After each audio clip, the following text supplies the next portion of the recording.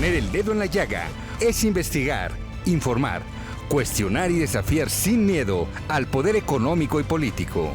Enaltecer la cultura, la educación y la innovación para generar sociedades libres. Te invitamos a ser parte de este cambio, donde todas las voces se escuchan. Con Adriana Delgado. Diego Prieto Hernández, director general del Instituto Nacional de Antropología e Historia. Gracias por estar aquí en El Dedo en la Llaga. Gracias, Adriana, por la invitación. Con mucho gusto de platicar contigo y con el público de Heraldo Televisión. Es usted un referente en la cultura, es un hombre respetado, querido. Pues digamos que sí, efectivamente me apasiona la acción cultural. Creo que cualquier cambio social consistente tiene que apoyarse en la acción cultural, en el cambio en las conciencias, en la construcción de una cultura que nos hermane, que nos iguale, que legitime la pluralidad. Y pues desde joven me interesó incorporarme a la búsqueda de una mejor sociedad y decidí estudiar antropología precisamente porque la antropología habla de eso, de la diversidad humana, del presente y el pasado. La antropología pues es el estudio del fenómeno humano desde que existe la especie Homo sapiens hasta la actualidad, y por eso se apoya en la arqueología, también en la lingüística, también en el estudio físico de la especie humana, la antropología física, también en la antropología social, que estudia las formas de organización de la sociedad, y la etnología, que estudia sobre todo las expresiones y culturas humanas. Y pues en eso estamos, Adriana, desde muy jovencitos en la Escuela Nacional de Antropología, luchando por sueños, luchando por utopías, luchando por una sociedad en donde todos quepan. ¿Cómo ha cambiado la civilización, don Diego Prieto, desde aquellas culturas hasta la de hoy? Pues muchísimo. Si algo enseña la antropología es que no hay una sola forma de vivir en el mundo y que ninguna cultura, ninguna forma de vida es superior ni inferior. Puede haber más o menos tecnología, puede haber más o menos recursos al alcance de los grupos humanos, pero siempre hay, por un lado, un conjunto de valores que articulan a los grupos humanos, pero que además pueden diferenciarse de acuerdo a los universos simbólicos distintos. Y también hay un conjunto de riesgos, hay un conjunto de elementos que constituyen factores de violencia, de desigualdad, de dominación y sometimiento de unos por otros. Lo que llamaba Freud el eros y el tánatos, el impulso de amor y el impulso de muerte. Usted dijo, la recuperación de la memoria ancestral no puede desligarse de las culturas vivas.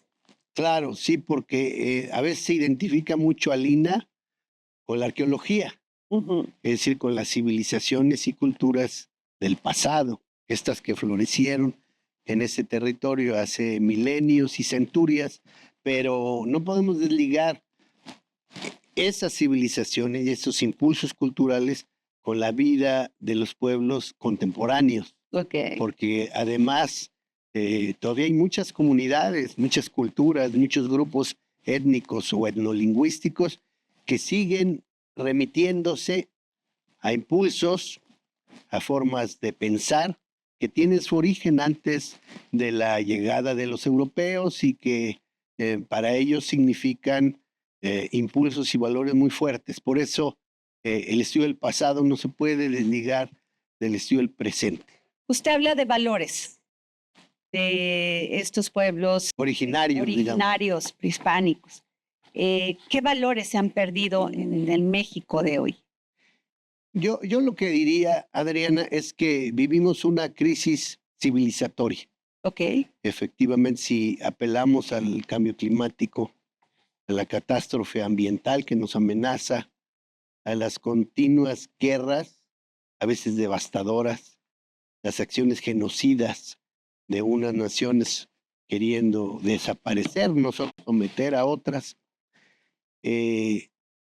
a la enorme desigualdad que caracteriza a la humanidad, donde por lo menos un tercio de la humanidad vive en condiciones de absoluta miseria, en una desigualdad desgarradora, pues lo que tenemos es que indudablemente hacernos cargo de que necesitamos pensar otras formas de vivir.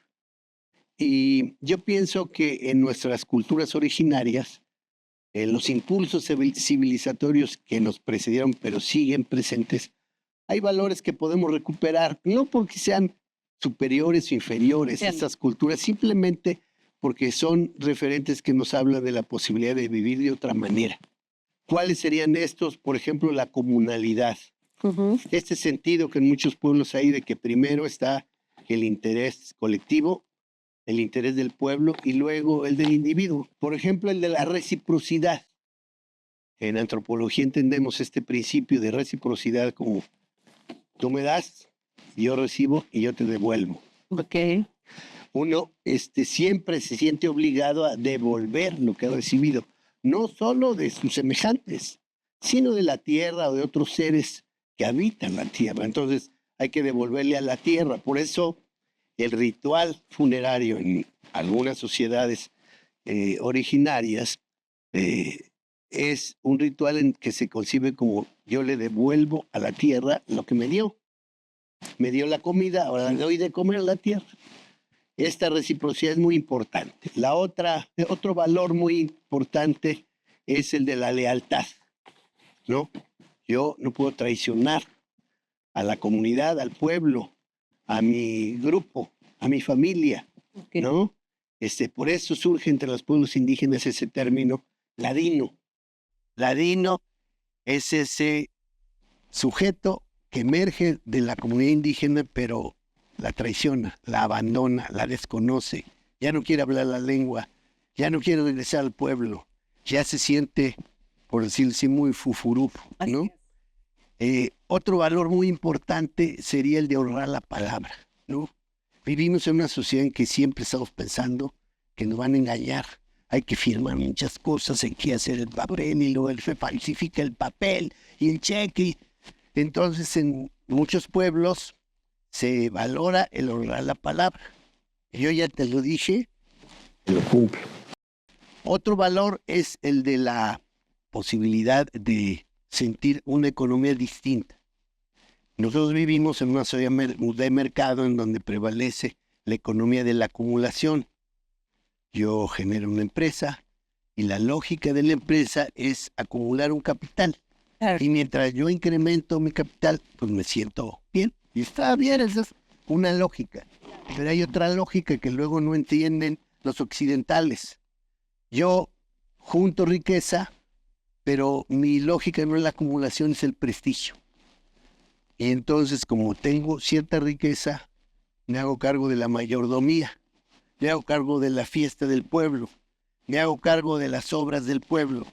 Entonces, en esta lógica, nunca se agudiza la desigualdad porque el que tiene más lo da a la comunidad con estos mecanismos redistributivos voluntarios.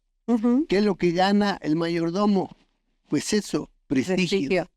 El que lo quiera la gente, no el tener muchísimo dinero a costa del otro. Otro valor muy importante es el de, vincula con la reciprocidad, es el de estar bien con el entorno, con el territorio, con la tierra. Para muchos pueblos la tierra no es nomás el suelo. La tierra es un espacio habitado por muchos seres y todos esos seres tienen derechos, tienen una determinada acción que cumplir, un papel que cumplir, incluso tienen voluntad, tienen ánimo propio. Hay pueblos en donde hasta las piedras tienen voluntad y se les debe respeto. Este respeto por la tierra y por los seres que la habitan es fundamental, porque hasta ahora había prevalecido la idea de agotar los recursos de la tierra, no importa. Si así lo pide la economía, esta economía acumulativa, consumista, pues avancemos sobre lo que sea, ¿no? ahora tendríamos que pensar, y de hecho se supone que una perspectiva ecologista, humanista, tendría que pensar en que pues, no somos los únicos que contamos aquí en el planeta. A veces somos hasta tan egoístas que cuando pensamos en que la humanidad puede desaparecer, lo fraseamos, va a desaparecer la vida. No. Lo que está en riesgo no es tanto la vida. Yo estoy seguro que si hay un cataclismo, puede ser que la especie Homo sapiens desaparezca, como desaparecieron los dinosaurios o los animales muchos del Pleistoceno, los mamuts, en los caballos americanos. Entonces, decimos eso, cuando en realidad lo que estamos en riesgo somos nosotros como especie, pero tenemos una visión muy antropocéntrica, en donde lo que le pase a la humanidad es lo que le pasa a la Tierra en su conjunto, y no es cierto.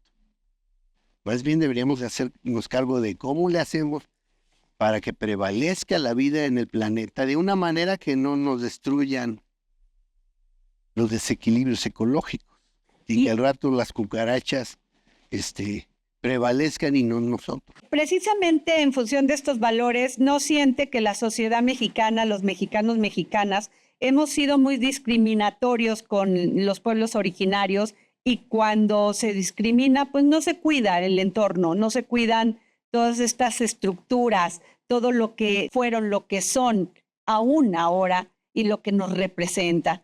Siempre dejamos que la admiración venga de pueblos extranjeros y no de nosotros mismos. Y esto es, lo digo porque se tiene a veces tan poco respeto y tan poco conocimiento que estas zonas arqueológicas pueden ser saqueadas por nosotros mismos, sin conocer el valor que tienen cada una en nuestro origen. Sí, por supuesto. Yo creo que hay una gran dosis todavía en algunos sectores de la sociedad de discriminación, de desprecio por el que es diferente, por el que no quiere llegar a ser como considero yo es el modelo de lo que debe ser. Exacto. El que se niega a hablar mi lengua, por ejemplo. Durante muchos tiempos se insistió en que los indígenas tendrían que castellanizarse para supuestamente unir lingüísticamente al país, sin entender que la diversidad es una riqueza, ¿no? Paulatinamente, la comunidad internacional ha ido valorando no solo la diversidad biológica o biodiversidad, sino también la diversidad cultural y étnica con un valor que hay que preservar.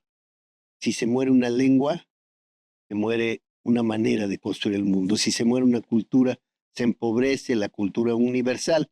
Y yo creo que en ese sentido hay dos momentos muy importantes que hay que recuperar. Mira, en el año 92, cuando se levanta un movimiento que se llamaba 500 años de resistencia indígena, negra y popular, apelando a los 500 años de la llegada de los españoles a lo que vendría a denominarse después el continente americano. No descubrimiento, porque nosotros ya estábamos bastante descubiertos, incluso descubiertos del cuerpo. Entonces, en este momento, en la Constitución mexicana se incluye la concepción de que México es una nación pluricultural cuya condición se sustenta originalmente en sus pueblos indígenas. Dice originalmente, no exclusivamente. No podemos relegar a nadie de ningún continente, de ningún color, de ningún sabor, de ninguna lengua. Pero sí originalmente, porque estamos hablando de civilizaciones que emergieron hace milenios, hace siglos. Entonces, parecía que con ello se dibujaba un nuevo diseño de país, ya no la nación unificada por una lengua, una historia, una cultura, una manera de ser y de pensar, sino una nación plural, desde el punto de vista lingüístico, étnico, regional, comunitario y cultural en su sentido más amplio. Sin embargo, esto quedaba un poquito como solo en la letra, ¿no? Eran momentos en que además prevalecía una visión pues yo creo que más bien individualista, más bien mercantilista del proyecto nacional.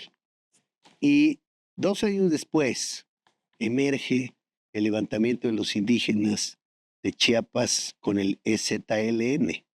Esto pues simbra a la sociedad, genera una presión para que esto no se resolviera con las armas, y qué bueno, y genera la necesidad y la convicción de que hay que cambiar la relación entre la sociedad y sus pueblos originarios, dejar atrás la discriminación. Y se ha ido avanzando, aunque todavía yo creo que hay segmentos que siguen instalados en el racismo, en el clasismo, en la discriminación, e incluso sectores que a lo mejor llegan a reconocer la importancia de las civilizaciones pretéritas, pero consideran que los grupos así llamados indígenas contemporáneos, pues es gente pobre que no tiene mucho que aportar más que integrarse como fuerza de trabajo. Entonces, eso es lo que hay que dejar atrás.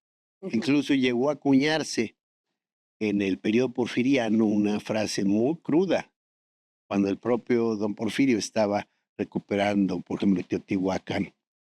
Se decía, aunque creo que más bien lo expresó algún militar estadounidense, pero se decía de don Porfirio que decía, no hay mejor indio que el indio muerto. Es decir, porque pues, los buenos eran los indios del pasado, de hace 1000, de hace 1200, hace 1500 años. ¿Qué tal para un hombre que venía de un origen indígena, no? Claro, eso es, por eso te decía aquello de la ladinización. En antropología estudiamos ese proceso de ladinización, que es el proceso mediante el cual los miembros de comunidades indígenas adoptan las lógicas del dominante, ¿no? Y se convierten en instrumentos de la dominación sobre sus propios pueblos. En el tema de todo, no solamente la cultura, los pueblos originarios, sino también este México que después de la conquista pues, se genera otro tipo de sociedad también. Y está ahí la representación del arte novohispano en México. Sí. Y da la impresión que esa época también de México quiere ser borrada. Algunos lo tratan de mantener, pero no siempre lo logran. Caso Veracruz, caso como muchos otros estados, donde ven los centros históricos, que podrían ser de una riqueza cultural impresionante, están destruidos. Y muchas veces les dicen es que no nos dejan que toquemos una sola piedra para rescatarlo. O la muralla de Veracruz, que está totalmente destruida. ¿Qué pasa ahí? ¿Cuál es el criterio que se da en eso? Bueno, yo creo que tienes mucha razón, Adriana. Se llegó a pensar, sobre todo hacia final del siglo XIX y en el curso del siglo XX, que en realidad la época novohispana o virreinal era una especie de época oscura, ¿no? Se equiparaba a veces a la Edad Media europea. Y yo recuerdo incluso desde niño que pues a mí me enseñaban con mucha emoción lo de las culturas indígenas antiguas, ¿no? Los olmecas, los teotihuacanos, los toltecas, los mayas, los mexicas, y luego venía la conquista, ¿no? La caída de México Tenochtitlan, el asesinato del señor Cuauhtémoc, y luego me acordaba de 2 o 3 páginas donde salían unos señores como con caireles, los virreyes, y luego ya el cura Hidalgo, yo sentía como casi unos cuantos meses después de la caída de México Tenochtitlan, ya estaba el cura Hidalgo tocando las campanas. Y poco a poco me voy dando cuenta que en esos largos 300 años que median desde 1521 hasta 1821, que se consuma la independencia, son 3 siglos en donde se forma gran parte de lo que somos como país. Exacto. O sea, si cantamos las posadas, pues eso remite a ese periodo. Si comemos carnitas, eso remite a ese periodo. Si nos gusta el mariachi o el son jarocho o el son yucateco, o por ejemplo, la música de las chilenas guerrerenses. Todo eso se formó en ese periodo, donde claro que hubo una catástrofe demográfica, epidemias terribles que diezmaron a la población, pero también hubo una gran riqueza cultural que se da a partir del crisol de las culturas originarias con las culturas que llegan, no solo de Europa, Claro. de África, con los afromexicanos que llegaron esclavizados, pero también pudieron no solo defenderse, sino también hacer baile. ¿Y qué serían de los mexicanos si no tuviéramos el sabor y el ritmo de los africanos? Y luego vienen los asiáticos y México, entre los siglos XVI al XVIII, pero sobre todo XVI y XVII, es la bisagra de la primer globalización mercantilista. No sé si ubicas, pero incluso las Filipinas fueron parte de la Nueva España. Claro. O sea, estaban gobernadas por México. Claro, México que a su vez estaba subordinado a España, pero esto muestra cómo México era esa bisagra, ¿no? Por eso tenemos a la China poblana y porque toda la comercialización entre España, la metrópoli y Asia, pues se daba a través de México con la Nao de China o Galeón de Manila. Entonces, yo creo que tienes toda la razón. Ahora, el INAH tiene que cuidar ese patrimonio. Efectivamente, es un patrimonio que algunos sectores como que no valoran suficiente y nosotros tenemos que acreditar el valor que tiene el patrimonio arquitectónico, artístico y también el patrimonio de saberes y documentos que vienen de esa época. A veces ocurre que nos falta hacer más trabajo de concientización. Entonces nos ganamos el mote, no, que es que el INAH no deja hacer nada y nada más yo voy a dejar que se caiga mi casa porque no me dejan aprovecharla para lo que quiero y es mi propiedad. Sí, claro que es su propiedad, pero hay limitaciones que impone una ley, ¿no? La Ley Federal sobre Monumentos y Zonas Arqueológicos, Artísticos, Históricos. Pero lo que yo he procurado es que no apelemos directamente a una ley ni a una prohibición, Claro. que convenzamos muchas veces a un ejido o a un propietario privado que tiene en su poder una hacienda. Pues sobre todo lo que hay que explicar es el valor que tiene, lo que representó la hacienda. Claro. Y cómo hacemos para conservarla y al mismo tiempo darle una utilidad. Claro. Pues si yo no le puedo dar una utilidad a una casona del siglo XVIII, el centro histórico de Querétaro, pues la voy a dejar abandonada. Pero ¿qué tal si la convierto en una casa habitación o en un hotel boutique? En fin, y hemos logrado, yo creo que hacer sinergias muy fuertes. Que básicamente en eso está lo de los pueblos mágicos, en recuperar la belleza de los centros históricos de las capitales o de los pueblos de algunos estados. De alguna manera, y nosotros hemos sido llamados como asesores del programa de Pueblos Mágicos, porque a veces preocupa que no se vaya a incurrir en una especie de escenografía artificial. Okay. Nos preocupa que no se vaya a querer hacer de los pueblos mágicos, tratarlos con el mismo rasero y que se parezcan unos a otros. El chiste es precisamente que se distingan y que lo auténtico prevalezca. Una vez me decía una japonesa amiga nuestra que le gustaba mucho, por ejemplo, Querétaro, porque todavía era una ciudad que no se parecía a otras. Porque dice, yo voy por Europa y todas las ciudades son iguales, tienen los mismos McDonald's, tienen los mismos malls, tienen los mismos restaurantes. Y dice, pues uno quiere ir a un lugar precisamente que no se parezca a otra. Claro, eso tiene Querétaro, es ¿verdad? bellísimo. Ahora, usted toma el INAH. Sí. ¿Qué ha cambiado, Diego Prieto, desde el INAH que le entregaron hasta este INAH que tiene Diego Prieto? Pues mira, yo creo que en principio ese juicio lo tienen la sociedad, lo tienes tú.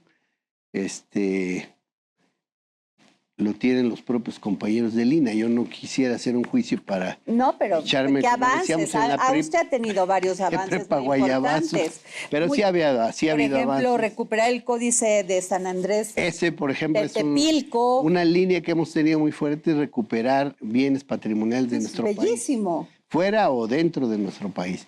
Esos son documentos muy importantes, son 3 documentos, una tira muy larga que conocimos como tira de Tetepilco, que es de alguna manera la continuación del Códice Boturini, porque ese códice termina antes de la fundación de México Tenochtitlan y ese empieza en la fundación de México Tenochtitlan, presenta toda la línea de los tlatoanis, ¿no? Hasta Moctezuma, Xocoyotzin, Cuitláhuac y Cuauhtémoc, y se sigue platicando, ¿no?, cómo viene la línea gubernativa en el pueblo de Tetepilco. Incluso aparece ahí ya Hernán Cortés. En fin, es un códice muy importante, y otro que es un inventario de la iglesia de Tetepilco, y otro que es un mapa muy singular, muy simbólico de Tetepilco.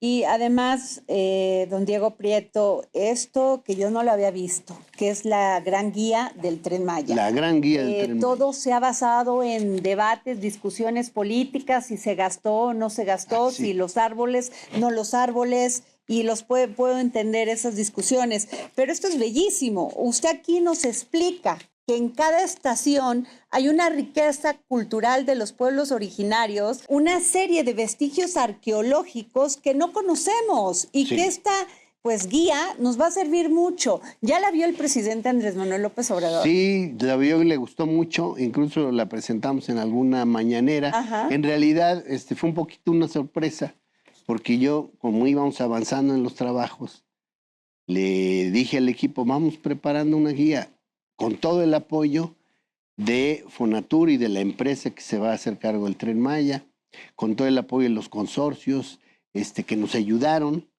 pero pues fue una iniciativa propiamente del equipo INAH. Don Diego Prieto, director general del Instituto Nacional de Antropología e Historia, en esta guía yo le quiero hacer la pregunta que nos estamos haciendo todos los mexicanos y mexicanas ante toda la información que tenemos. ¿Se cuidaron los vestigios arqueológicos? Sí, absolutamente. Yo en creo la construcción de este tren. Sí. Hubo 2 pilares, ¿no?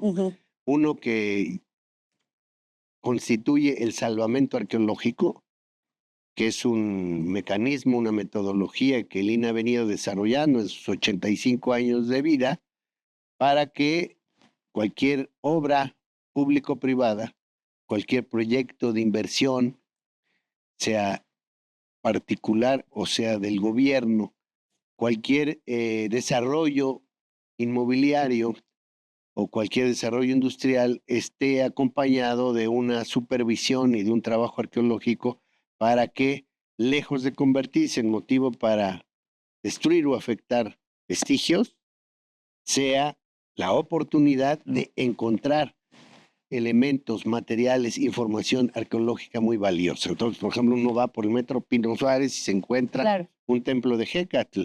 Eso fue gracias a la obra del metro, pero además gracias a que hubo un INAH que impidió que en un momento dado eso lo aventaran como si fuera cascajo.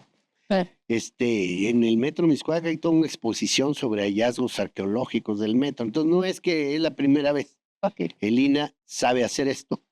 Pero además ahora lo hizo apoyado de herramientas tecnológicas increíbles como el vuelo LIDAR, como toda la tecnología de la geomática y la georreferenciación.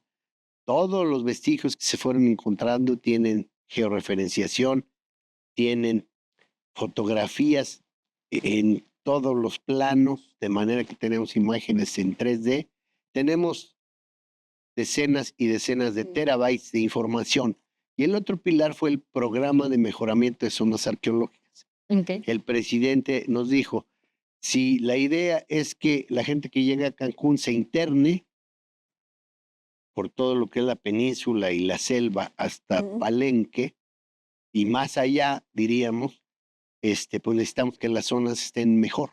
Claro. ¿No? Que tengan servicios, que tengan infraestructura, que tengan un centro para atender a los visitantes o Gatsby, que tengan a lo mejor una sala de interpretación, un museo.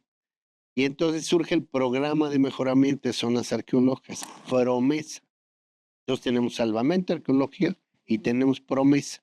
En el Promesa trabajamos, eran 29, ya son 30 zonas arqueológicas que estamos atendiendo. Ok.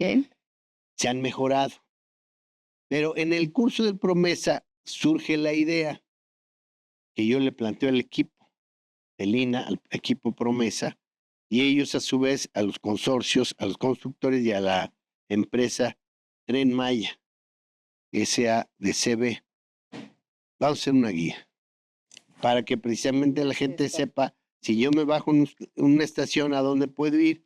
A esta zona arqueológica, ¿qué puedo visitar? Este museo, puedo ir a disfrutar la cochinita pibil de Geselchacán, por decir algo. Sí. Entonces, elaboramos la guía. Quedó muy bien, le gustó mucho al presidente, la presentamos en una mañanera. Y es una guía impresa porque uno siempre se queda con la idea de las guías que luego hay en otros países que son además de formato así.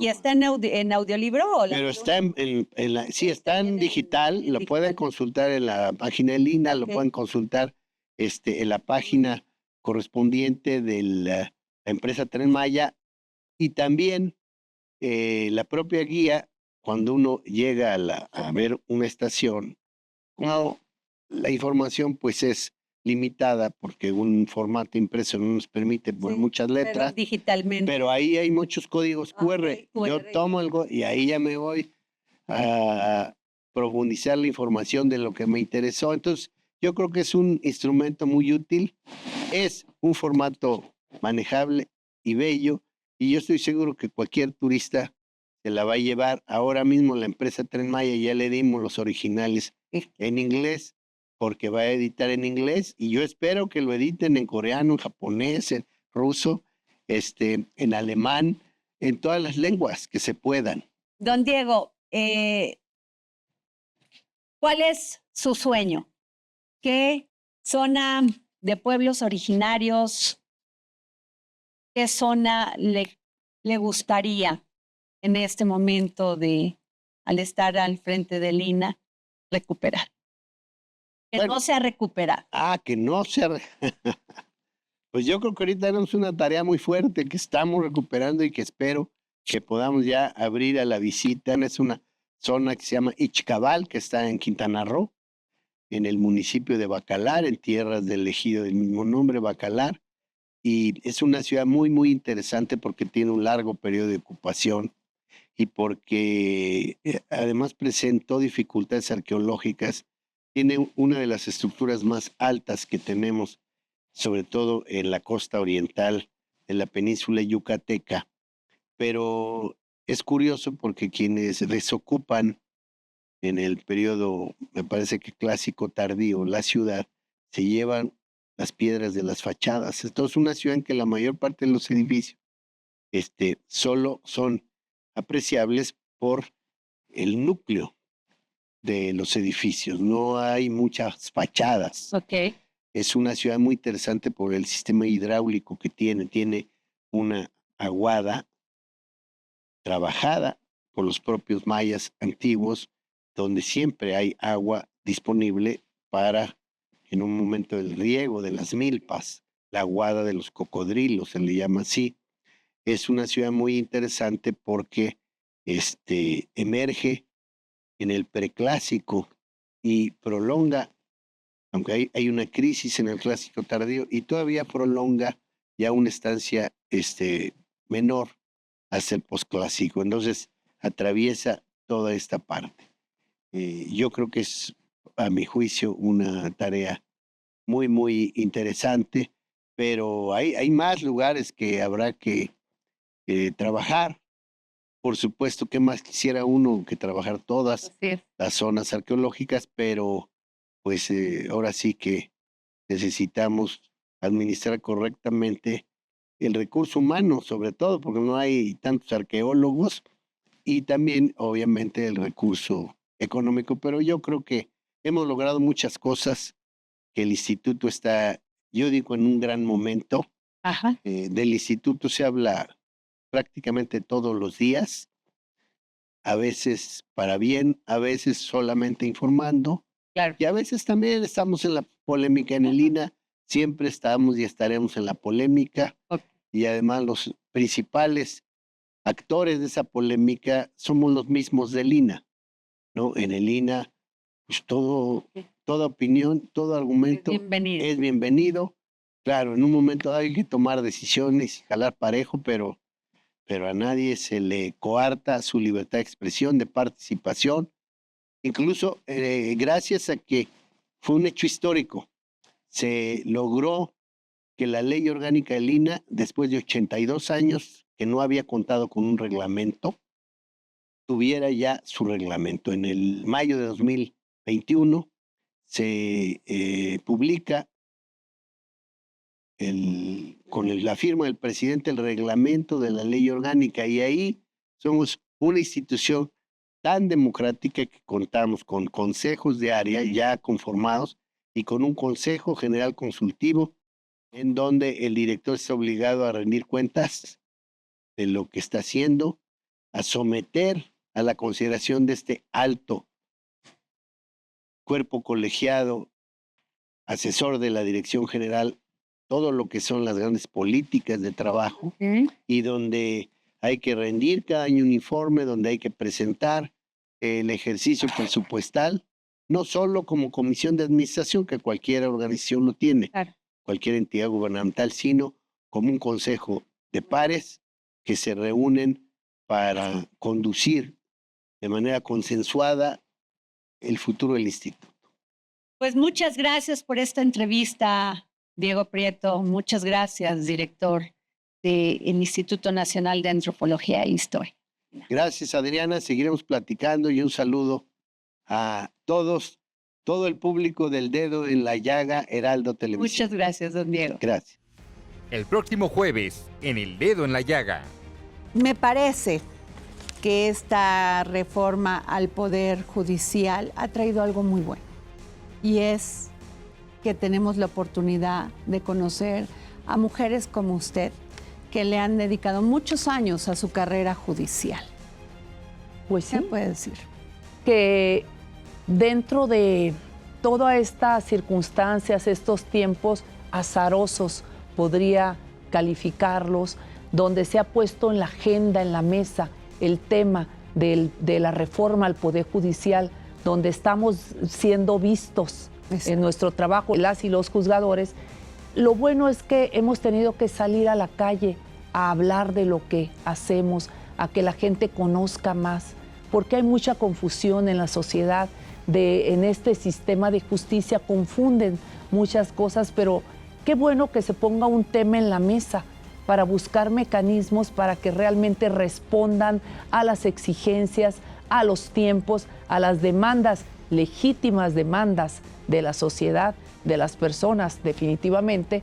Pero yo creo que además del sistema de justicia, también deberían de ponerse en la mesa reformas a otros sistemas, también los temas de seguridad, de salud, y no es un tema nada más de los órganos jurisdiccionales, esas fallas, falencias o anomalías burocráticas también se dan en otros poderes. Lo importante, lo positivo de esto es que hemos escuchado propuestas, hemos conocido a juzgadoras valientes, a hombres y a mujeres que le explican a la sociedad el valor, la importancia de este trabajo dentro de un Estado de Derecho.